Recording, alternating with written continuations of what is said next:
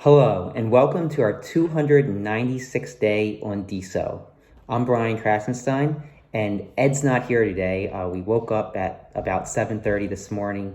A tornado hit about a mile south of here. We have no internet. We have no power. The area is a lot of damage in the area. Luckily for us, we were totally lucky. Did only had a little bit of wind, but I'm gonna drive and probably upload this somewhere since we don't have internet even on my phone. But I did want to cover a few things. Not too much happened, so we didn't have to follow too much. But there are a few things that happened over the last 24 hours on DSO. Number one, there's been a list put out regarding the top nodes, and Tyne's been putting this list out. Also, Open Prosper, so Lil Sethi has been putting this out. And it shows the nodes by activity, so by post. And surprisingly, last night we noticed that DSocial World was a top leading node. And under DSocial World, there was Diamond App, BitClout, and CloutFeed. And all four of these nodes had about the same number of posts, around 3,500 to 4,000 posts in the last 24 hours.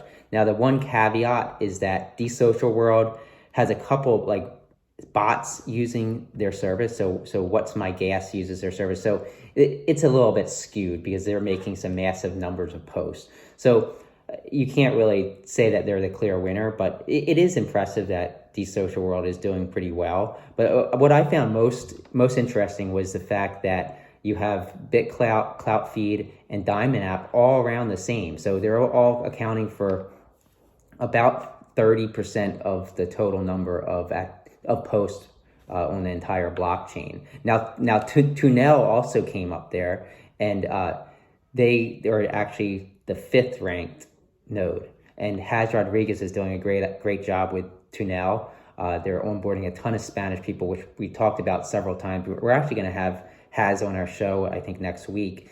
And I'm looking forward to it. I think it's actually tomorrow. But Haz made a post, and he just wanted to address the fact that his Discord is huge, but he wanted to make sure that people knew that the reason why they're onboarding so many people isn't because of the Discord, but it's because what he says, he has a team of people who are interacting with people, teaching them about the Deso blockchain and about Deso, and onboarding them to Tunel via Zoom and WhatsApp. So they're doing a really great job at bringing people on board, but even more so than they would have to do, because they're actually teaching people how to use it. And that's important, because that's how you're going to get users to stick around. That's how you're going to have user retention, is teaching these people what Deso is, how to interact with people, how to maybe make money, how to diamond, how to mint NFTs. And Haz Rodriguez is doing all of that with his team. So I'm really impressed. I hope that we see other projects, other nodes doing the same, because that's what's going to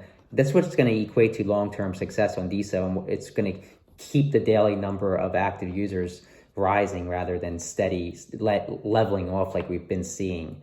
In other news, there was an article 2 days ago that we totally missed, and I think it was on Business Insider by a man named Toby Hazelwood. And if you recall, I think it was about a week ago, we talked about Toby Hazelwood because Who Am I aped into his coin and bought about $1,000 of his coin. And we weren't really sure why Who Am I, who we assume is Natter or a close friend to Natter, was buying into Toby's coin like that. But it appears that he obviously knew that Toby was writing this article on Business Insider, and the article was actually titled, "I minted an NFT from a social media post, and it sold the same day using BitClout." So he kind of goes into how he was able to quickly and easily mint an NFT. As you know, there's no gas fees.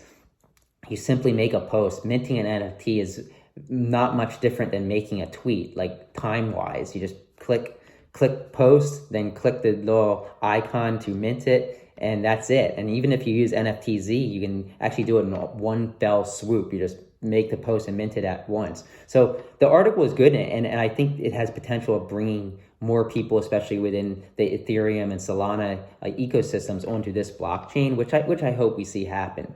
Other than that, there's not not really too much other news. I want to keep this video short because I'm going to have to use a really bad internet connection to upload it. It might take me an hour. But other than that, I think that's pretty much it for day 296. Tomorrow, Ed will resume activity. He will be here with me, and we'll be able to communicate on Zoom again. And I think just keep everybody in your prayers. There's a lot of damage here. I don't think there were too many injuries, which was a blessing. If you saw some of the damage, you'd kind of be shocked.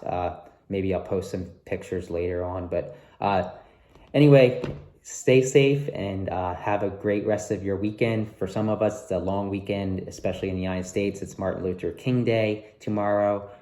So stay safe, and that's about it.